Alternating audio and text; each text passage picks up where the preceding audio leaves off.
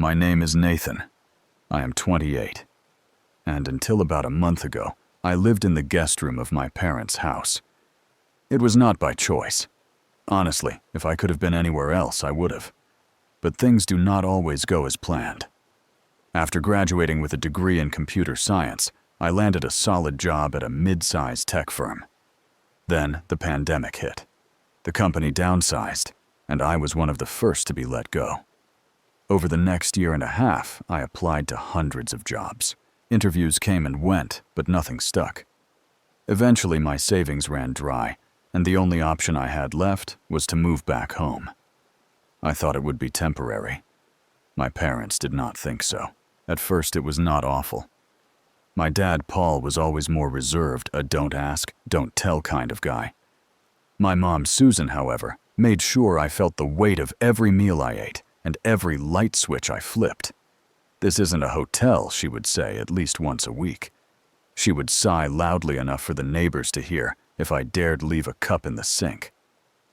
At first, I chalked it up to stress, but the passive-aggressive comments soon turned into open criticism. "You know your cousin Emma just bought a house and she's 2 years younger than you," she would say, while wiping the already clean kitchen counter for the 5th time that morning. Or, "It's really sad you're still here. At your age, your father and I were raising you by the time we were 28. I tried to help. I offered to cook, clean, mow the lawn, and fix the router when it acted up. I freelanced where I could build websites for local businesses and helped a family friend set up an online store.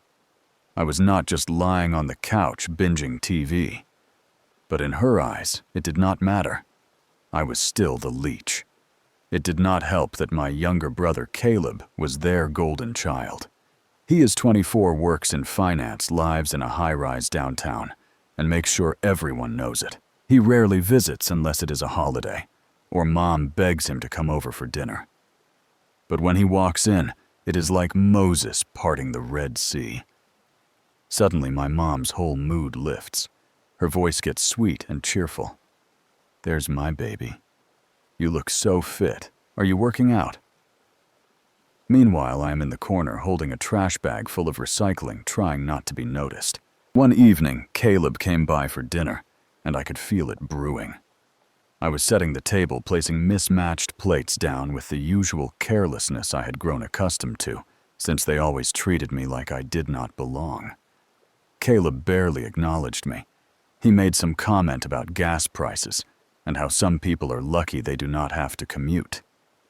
I did not take the bait, but then Mom poured him a drink and laughed a little too loudly at something he said. She turned to me and asked, "Have you even tried applying for real jobs lately?" My chest tightened. I had already told her about the 2 interviews I had that week, but she did not care. Caleb chimed in. "You know, at some point it stops being bad luck and starts being bad choices." He was not even looking at me when he said it. That was the night things snapped. I did not yell or throw anything. I just picked up my plate, walked back to the kitchen, and ate standing up at the counter like I was 12 years old again. I could hear them laughing in the dining room. The words blurred, but I caught snippets of conversation. "Can't coddle forever. Needs to grow up." Embarrassing at this point. The next day, I was sitting in the den, laptop open, trying to finish a freelance job, redesigning a local bakery's website, when Mom walked in. She did not knock. She never knocks. She stood in the doorway with her arms crossed, and I knew something was coming. "You need to start paying rent," she said flatly. I nodded. I had heard this before. I already said I'd help out once I finish this site. "They're paying." "I'm not talking about maybe someday," she replied. "I'm talking now. Today." I stared at her confused. "You want me to write you a check with money I don't have?" "No, Nathan," she said. "I want you to grow up. This has gone on long enough. We've done more than our share. You're just a leech living off us." The word leech slapped me harder than I expected. She said it with a look of disgust, like I was something stuck to the bottom of her shoe. Before I could reply, she turned and started dragging a duffel bag from the closet. I barely had time to react when she stormed back into the room, threw the bag at my feet and said, "Go leech somewhere else." I did not argue or cry. I zipped the bag up, packed my laptop charger and toothbrush, and left. Not a single word, just the echo of leech chasing me down the driveway. I couch surfed for a bit, first with my friend Ryan, then stayed a few days with my ex, who was kind enough to let me crash while I figured things out. That time on my own, scary as it was, pushed me to go all in. I took on more freelance jobs, and even helped a local artist build an e-commerce site to sell her prints. One night out of nowhere, I got a LinkedIn message from a recruiter who had seen my freelance portfolio. Within a week, I was interviewing for a remote position with a tech startup, and I got the job. It paid decently, not Silicon Valley money, but enough to start reclaiming my life. The best part, it came with full benefits and the option to work from anywhere. So I did something that surprised even me. I used the money I had been saving from freelancing and got a studio apartment. It was tiny, but mine. No one could throw me out of it. No one could call me a burden. About 3 weeks after I moved in, I was finishing up a project when I noticed a call from my dad. I had not heard from him since I left. Not even a "how are you?" I let it go to voicemail. Then another call came in, followed by a text, "Why did the bank freeze our account?" I blinked. What? Then I remembered something I had not thought about in weeks. Back when I was jobless, Dad had asked me to help him switch over their joint banking setup. He was tired of driving to the bank, and since I was good with tech stuff, he asked me to set up their online access mobile banking, and crucially, link their account with their tax software. I had walked them through every step. We added my email and number as recovery contacts, and I was even a secondary administrator on their joint account, not to spend anything, but to troubleshoot if anything went wrong. That access was still there.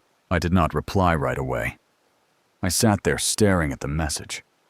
I imagined them sitting at the dining room table, my mom pacing, my dad fumbling with the bank app, maybe even calling the helpline, only to be told there was a verification lockout and they would need secondary contact access to regain control. That is when I typed out a reply. Ask the leech. No emojis, no explanation, just those 3 words. Less than an hour later, everything exploded. I barely had time to make lunch before my phone started buzzing again. This time it was my mom.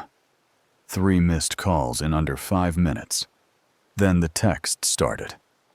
Mom texted Nathan. "This isn't funny. Call your father back.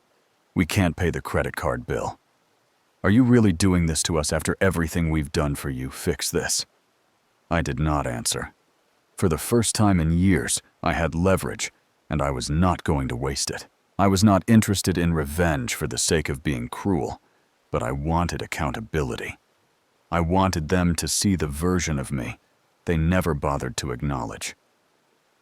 Not the lazy burden they imagined, but the person who held their household together. Quietly in the background, paying their bills online, updating their antivirus software, reminding them to file taxes on time, troubleshooting their Wi-Fi, and even flagging fraudulent charges on their card, once before they noticed. But to them, I was just some. That evening, I got a call from a number I did not recognize. I answered it on instinct. It was my dad trying to sound calm, but I could hear the strain in his voice. "Look, we need to access our bank account. It's locked, and they said you're listed as the secondary admin. I don't know what you did, but I didn't do anything I said evenly. The security system locked it automatically after multiple failed logins." "Okay, fine. That's fine. Just help us unlock it." There was a pause. I did not respond. He hesitated. "Please." The word landed awkwardly like a foreign language he had not spoken in years. "Sure," I said, "but I'd like to talk about something first." Silence. Like why your wife screamed at me in front of Caleb, called me a leech, and threw my stuff out. Another pause. Nathan, let's not, no. We are going to. You want me to clean up your mess again? Then you're going to listen, not talk, not excuse. Just listen. There was a quiet sigh on the other end, but he did not hang up. I didn't ask to move back. I didn't want to be in that house again. But I did everything I could to help. I cooked, I cleaned, I fixed things. I made money. Not much, but enough to pay for my own food and give you gas money when the car broke down.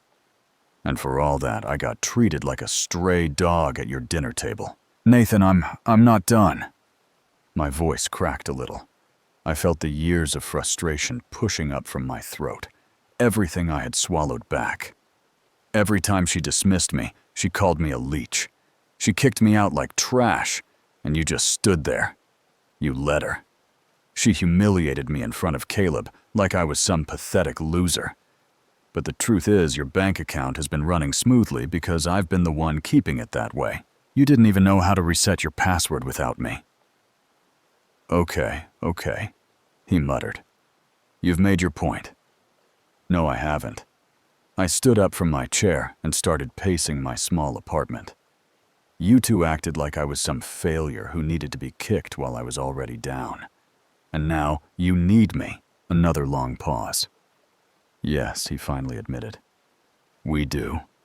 The simplicity of those 3 words hit me harder than I expected, not in a good way. More like a sudden gust of wind that knocks the breath out of you. I realized they did not care why I was struggling. They only noticed me when I was useful. Still, I was not cruel. I would not let bills go unpaid out of spite. But I was not going to let this slide like I always did. I offered terms I would unlock the account. But first I wanted an apology from both of them. A real one in person. Not just a mumbled sorry, while Dad fidgeted, and Mom pretended none of it had happened. I wanted acknowledgement, and I wanted space. No requests for favors for at least 6 months. No guilt trips, no surprise visits. I would also be removing myself as an admin on every one of their financial tools forever. You can manage your own banking from now on, I said, or get Caleb to help. My dad sighed again. She's not going to like this. I didn't like getting thrown out of the house I grew up in. There was a short silence. I'll talk to her. The call ended. I felt my hands trembling, part anger, part adrenaline, part sadness. I had never spoken to my dad like that before, not once, but I did not feel bad. Not this time. 2 days passed before I heard back. This time, it was an email from my mom, short and awkwardly formal. It started with, I realize I said things I shouldn't have, and ended with, we hope you're doing well. No signature, no love, Mom. But I got what I asked for. I unlocked the account and removed myself from it immediately after. Then I blocked their number for a week, not to punish them, just to breathe, to think. And then the real fallout started. When you remove the person doing all the invisible labor when the leech walks away, suddenly everyone sees how much they relied on them. I found out what happened next, not through a phone call or a knock at my door, but through my cousin Sophie's Instagram story. She had taken a quick boomerang video during Sunday brunch at Grandma's house. Mom sitting stiffly at the far end of the table, wine glass, untouched lips, pursed like she had bitten into a lemon. My dad beside her rubbing his temples, looking like a man who had just learned how to use the internet and failed. Caleb across from them, his smug grin replaced by a furrowed brow. That was new. The caption read, "When the group project loses the only person who knew how to do anything." Family drama. I DM'd her with a simple, "What happened?" Her reply came fast. LOL, your mom's been trying to figure out how to log into her online banking for a week. She locked the account again this morning. Caleb came over to fix it, and somehow made it worse. Now she's saying you sabotaged it on purpose. I stared at the screen, genuinely stunned at how fast the blame had boomeranged back to me. but I could not even feel angry, just tired, the kind of tired that runs deeper than sleep. There it was again. No matter how much I helped, no matter how quietly I worked behind the scenes. The moment things went wrong, I was the villain in their story. It did not stop there. Apparently, after I removed myself from their tax filing access, my dad realized he had not saved the login credentials for the new system I set up for them last year. When he called customer support, they asked him to verify his last filed return, which I had submitted for him. Through my email with a password saved in a private Google Drive he no longer had access to. That alone might have been recoverable, if not for the fact that Caleb, in his infinite wisdom, decided to start fresh and tried to create a new account using my dad's social security number.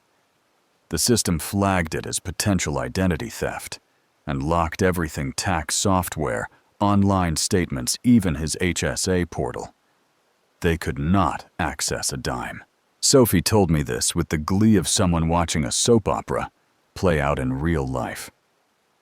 Your mom told Grandma that she thinks you hacked them out of revenge. I just texted back I warned them. And I had. I warned them clearly, firmly, with boundaries, not threats, not games. Boundaries. And they treated it like I was bluffing. A week later, I got a knock on the door of my apartment. I knew it was them before I even looked through the peephole. My building had a specific kind of echo when someone stood in the hall. Slow, heavy footsteps, with no urgency. I opened the door slowly. There stood my parents. My mom holding her purse like a shield. My dad's tie slightly crooked, like he had dressed in a rush. Neither of them spoke. I stepped aside. If you're here to yell, save it. They walked in. The silence stretched for a full minute before my mom finally cleared her throat. We need your help. 3 weeks ago, she had thrown my bags out and told me to go leech somewhere else. And now she stood in my tiny apartment looking over the modest IKEA furniture and half-eaten takeout on the counter, asking for help. It felt surreal. My dad tried to explain what had happened, but I already knew. Caleb had tried to fix things, failed miserably, and then ghosted them. Probably too embarrassed to admit, he did not know how to fix something that was not in Excel. We can't even access our joint savings, my mom said quietly. We missed our mortgage payment. We're being charged late fees. That sounds awful, I replied. You must feel really stuck. She looked up, and for once the indignation was gone. Her voice trembled slightly. I'm sorry, she said. I blinked, not passive-aggressively, not with caveats. Just, I'm sorry, my dad added. We didn't realize how much you were doing. We thought we were being generous letting you stay with us, but we didn't see it. That was the moment the dam broke. Not for them, for me. All the weight I had been carrying, all the silent resentment, hurt, and shame spilled out not through yelling or tears, but through truth. I told them how it felt to be constantly compared to Caleb, to be treated like a failure. Even when I was trying so hard just to get by. How their approval always seemed tied to performance, never to effort. And how being kicked out was not just humiliating, it made me realize how replaceable I was to them. My mom sat still, absorbing every word like it stung. I didn't know she whispered. I believed her, sort of. I think she did not want to know. There is a difference. They asked me to come back to help to get things running again. They said they would pay me for my time, that things would be different. But I shook my head. I'll walk you through fixing everything. I'll write up instructions, but I'm not coming back. I have a job. I have a lease. I have peace. They looked surprised, as if this little studio apartment was some kind of rebellion. But for me, it was a sanctuary. I grabbed my laptop and sat them down. It took 2 hours to fix everything, resetting access, verifying ID, calling tech support. My mom was silent most of the time. My dad kept muttering. "This is ridiculous," under his breath whenever he had to answer another security question. Once we were done, I closed the laptop and stood up. "I'll send over that instruction doc," I said. "But after that, I'm done. No more admin access. No more being the silent tech support. You're adults. You'll figure it out." They stood too. My dad nodded almost respectfully. My mom looked like she wanted to say something more, but did not. And as they walked out the door, I felt something I had not felt in a long time: freedom. I wish I could say that was the end, that they took my boundaries seriously, that they learned their lesson, and we all moved forward with newfound respect. But families, especially mine, do not change overnight. They do not just flip a switch and suddenly become self-aware or humble. What really happened next, that is where the real story begins. 2 weeks after they left my apartment, I started getting odd notifications, not from my parents, who actually left me alone for a while, which surprised me, but from people around them. My Aunt Margaret messaged me on Facebook, "Hey sweetie, heard you moved out on your own. That's so great. Susan said you've been distant lately. Just wanted to check in. Everything okay?" Then my cousin Daniel sent me a screenshot of a group chat in which my mom was going off. "I think Nathan's being manipulated by his new job. He's different, cold, distant. I don't even recognize him anymore. All I did was ask for help, and he acted like I'd betrayed him." And then Caleb sent me a long, self-important email. "Hey man, I know there's been tension, but I think you need to take some accountability too. Mom and Dad aren't perfect, but they're still our parents. Maybe instead of blaming them, you could just be more understanding. You had a rough patch. We all do. It doesn't mean the world is out to get you. Let's talk soon. Maybe coffee." I deleted it without replying. See what none of them understood. What still did not click was that this was not about one fight, one insult, or one bad day. It was years of being the default helper, the one who was so smart with tech stuff, but never invited to the adult table. Years of watching my accomplishments get minimized, while Caleb's every mediocre win was celebrated like he cured cancer. It was the birthday cards with "maybe next year" will be better written in them, while Caleb got expensive watches and family dinners. It was death by 1,000 tiny cuts. But I did not want revenge. Not the petty, dramatic kind where you ruin someone's credit or hack into their social media. I wanted something far more: permanent distance dignity, and the satisfaction of building a life without them at the center of it. That opportunity came sooner than expected. About a month after our last interaction, my company announced they were expanding their remote division and opening a satellite office in Toronto. They offered relocation bonuses to a handful of us, and I jumped on it. A fresh start, a new city, 0 family drop-ins. I signed the lease on a small 1-bedroom downtown with a skyline view and a corner desk that overlooked the city. It was not flashy, but it was mine. Paid for by a job I earned not a penny of help from the people who called me a leech. I sent one final email to my parents before I left. Not because I owed them anything, but because I wanted to be clear. Subject update. "Hi Mom and Dad, just wanted to let you know I'll be relocating to Toronto for work. I won't be available to help with anything moving forward, tech issues, account access, or otherwise. I've removed myself from everything and ensured you have full control. I hope this new chapter gives us all some peace. Take care, Nathan." No response. Not even a thumbs up. That might have stung before, but not anymore. Toronto was everything I hoped it would be. I joined a local coding meetup, made friends quickly, and started volunteering at a nonprofit that helped older adults learn digital literacy. Every time I sat down with someone's grandmother to teach her how to set up 2-factor authentication, I thought, this is what patience looks like. This is what respect feels like. Meanwhile, back home, the cracks kept spreading. I found out from Sophie, my unofficial family reporter, that my mom had started trying to get Caleb to take over some of the tasks I used to do. He said he was too busy.